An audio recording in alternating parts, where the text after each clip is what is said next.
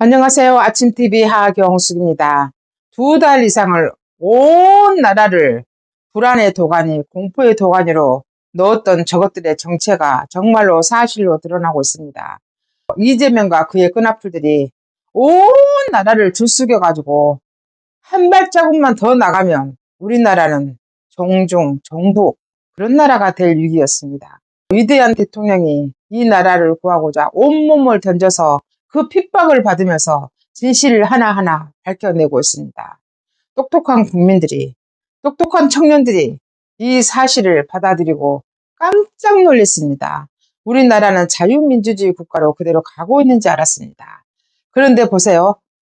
한국사 강사인 전한길 쌤이 전국 순회 강연을 하고 있습니다. 세이브 코리아와 함께 서울에서 했고 부산에도 했습니다. 이번 주는 대구에서 한다고 발표를 하고 있고 15일은 광주에서 한다고 합니다. 지금 문제가 되는 게 광주입니다. 광주에서 한다고 하니까 광주시장이 불허하겠다고 나섰습니다.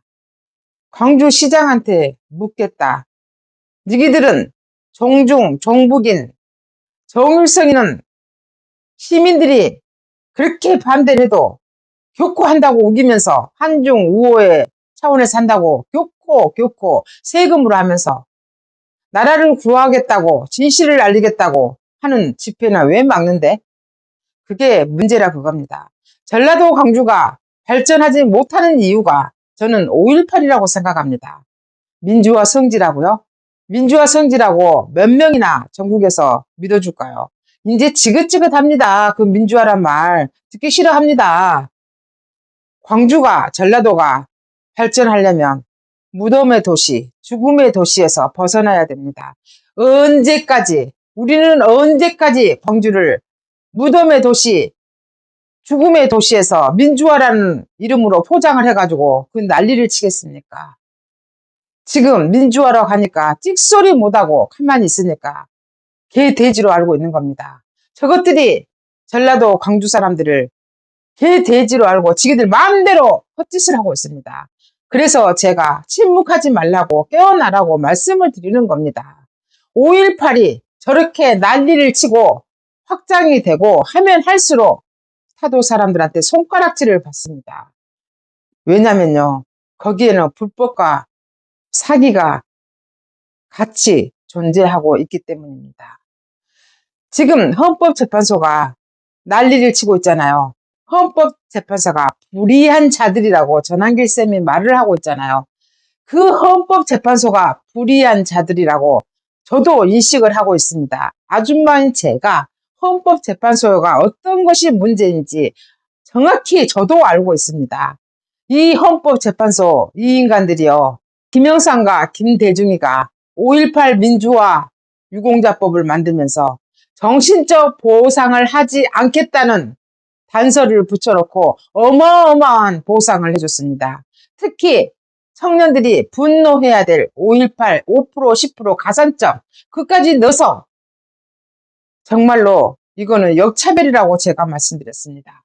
그런 법을 만들었는데 이것들이 돈을 빼먹다 이제 정신적 보상을 해달라고 헌재에다가 합헌인지 불법인지 소원을 냈습니다. 이 인간들이 작년에요, 이거 불법이라고 했잖아요. 불법이라고 헌재에서 선언을 해주니까 작년에 2024년 대법원 판결이 났습니다. 하라고. 840명이 430억을 보상을 하라고 대법원 최종 판결이 났으면요, 어림잡아 5.18에 관계된 유공자라고 말한 인간들이 한 10,000명은 될 거라고 생각합니다. 그 10,000명이 40년 이상을 온 나라를 이렇게 들었다 놨다 난리를 치고 있는데요.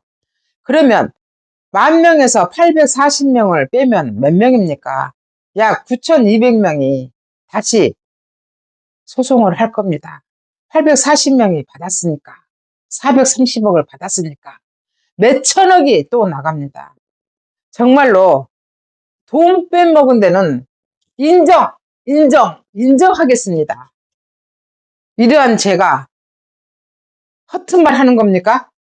전라도 출신인 제가 이렇게 말하는데, 역차별을 지금 안 된다고 말하는데 제가 전라도를 폄하하고 있습니까?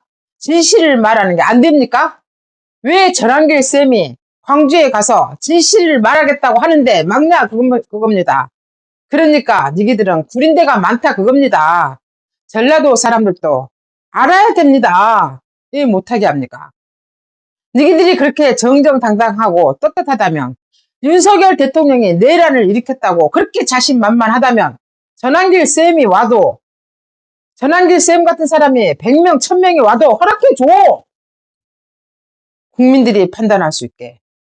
왜 국민들이 판단할 수 있는 거를 막냐, 그겁니다. 지금 공산주의입니다. 우리나라가 공포정치를 하고 있습니다. 조금 어쩌면 소송 걸읍니다. 저는 저 같은 아줌마가 이런 말을 할 수 없게 입을 막는다는 거, 저는 공산주의라고 선언하겠습니다. 어떻게 무슨 말만 하면은, 지기들 말이 마음에 안 들면은 다 소송합니까? 왜 성관이가 나쁘다고, 성관이가 왜 조사를 안 받냐고 말을 하는데, 왜 민주당이 나서서 소송을 하고, 헌재가 불의한 자들이라고 지금 헌재 보고 있습니다. 현직 대통령을 정말로 저렇게 취급합니까? 현직 대통령이 질문할 수 있는 그거를 왜 막습니까? 이재명이는 다 하던데. 이재명이는 지가 다 신문하던데. 왜 대통령이 신문을 못하게 막습니까? 이게 헌재의 실상입니다. 최고의 헌법기관이라는 헌재가 보여주는 실상입니다. 저 같은 아줌마가 볼 때도 이거는 불의하다고 느껴집니다. 그러면서 무슨 할 말이 있습니까? 왜 광주에서 집회를 못하게 막습니까? 저는 전라도 광주가 발전을 하려면 5.18이 더 이상 부각돼서는 안 됩니다. 죽음의 도시, 무덤의 도시가 어떻게 발전할 수가 있겠습니까? 전라도 광주에 사는 시민 여러분, 도민 여러분, 생각해 보세요. 어떻게 죽음의 도시가 발전할 수 있겠습니까? 그러니까 높아져 가는 거는 관공서밖에 없습니다. 전라도 광주 사람도 돈 많은 사람 많아요. 대부분 다 잘 살아요. 왜 재래시장을 살린다고 하면서 마트 하나, 대형 마트 하나, 쇼핑몰 하나 못 짓게 합니까? 그러니까 애들이 다 전라도 광주를 떠나가고 있잖아요. 왜 불법이 행행하고 있습니까? 왜 김일성이한테 충성하는 정일성이는 동상을 세워야 되고, 음악회를 해야 되고, 도로를 만들어야 되고, 이런 짓거리를 세금으로 하면서 왜 진실을 알리려고 하는 그 집회는 못하게 막습니까? 그래서 앞으로 침묵하지 말라고, 투표를 정확히 해야 된다고 제가 자꾸 말씀드리는 겁니다. 왜 저 같은 아줌마가 아침부터 열불을 내면서 말을 해야 됩니까? 이런 사회가 올바른 사회입니까? 왜 저 같은 아줌마가 맛있는 음식을 소개하는 게 아니라 우리나라 곳곳에 고발 뉴스를 하겠다고 말을 해야 되는 겁니까? 이게 바로 불의한 나라입니다. 이 나라가 지금 다수당이 된 저들에 의해서 공포정치를 느끼고 있습니다. 저도 조마조마합니다. 고발당할까봐. 저 같은 아줌마가 무슨 힘이 있습니까? 저 같은 아줌마가 하고 싶은 말 한다고 해서 고발당한다는 게, 고발당할까봐 조마조마한다는 게 이게 정상적인 나라입니까? 이게 말이 되냐, 그겁니다. 왜 전라도 출신의 청년들이 유튜브를 하면서 얼굴을 싹 가리고 나옵니까? 이게 정상적인 나라입니까? 왜 자기가 할 말을, 하고 싶은 말을 정확히 못하게 막습니까? 왜 표현의 자유를 전라도에서는 안 되는 겁니까? 이래서 제가 짬짬이라고 말씀드리고, 카르텔이라고 말씀드리고, 지기들끼리 잘 처먹고 잘 산다고 말씀드리는 겁니다. 전라도가 발전하려면 생각을 바꿔야 됩니다. 생각을 바꾸지 않으면 그 죽음의 도시, 무덤의 도시에서 나올 수가 없습니다. 40년이 지난 지금 그거를 잊어버리지 말란 말이 아니지 않습니까? 그런데 사람은 망각의 정신이 있다고 합니다. 인간한테 망각이 없으면 정신 돌아버립니다. 제가 보고 싶은 엄마 아버지를 날이면 날마다 매초 엄마 아버지에 대한 그리움에서 벗어날 수 없다면, 내가 좋아하는 사람들에 대해서 그 불행에 대해서 매 시간 매 초를 거기에서 벗어날 수가 없다면 우리가 살 수가 있겠습니까? 다행히 신은 인간한테 망각이란 걸 선물로 줬다고 하잖아요. 때로는 너무 가슴 아프고 불행한 거는 잊고 살아야지 살 수가 있는 겁니다. 가끔은 그리워하고 가끔은 생각할 수 있고 하지만 어떻게 계속 주입을 하면서 무덤과 죽음을 생각하는데 우울하지 않을 사람이 누가 있겠습니까? 염세주의에 빠지지 않을 사람이 누가 있겠습니까? 왜 전라도 사람들이 지금 잘 먹고 잘 사는데 피해 의식에 수십 년 지난 지금도 쩔어있게 만듭니까? 우리가 투표를 한, 우리가 선택한 저들에 의해서 우리는 지금 너무 불행한 삶을 살고 있다고 여러분들은 생각하지 않으십니까? 내가 정치를 외면하면 가장 저질스러운 자들의 지배를 받는다고 하잖아요. 누가? 전한길 쌤이 플라톤이 했다고 하잖아요. 저는 그 말을 가슴에 딱 엉치듯이 멈춰 있습니다.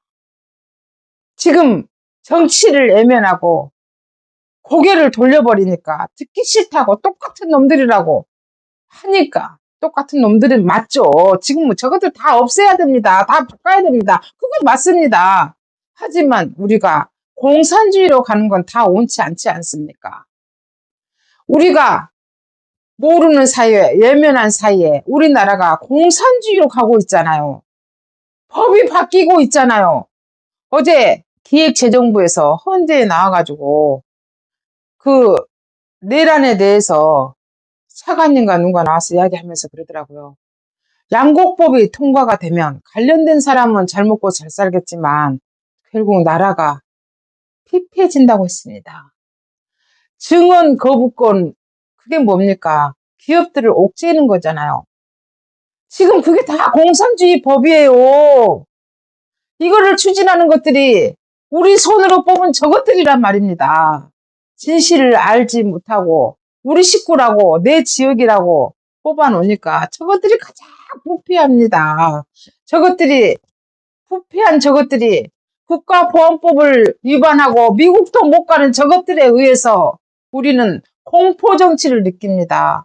카톡을 검열한다고 하고 지기들이 지지율이 나오면 여론조사기관을 검열한다고 하고 대통령도 마음에 안 드니까 탄핵시켜버리고 국무총리도 대행인데 탄핵.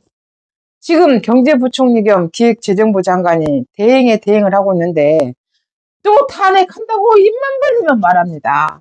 29명이 지금 탄핵을 당했고 이게 나라가 제대로 나가고 있습니까? 이 나라가 이렇게 된 거는요. 우리가 투표를 잘못했기 때문입니다. 전라도 출신들이 특히 서울 경기에도 많이 와 있지 않습니까?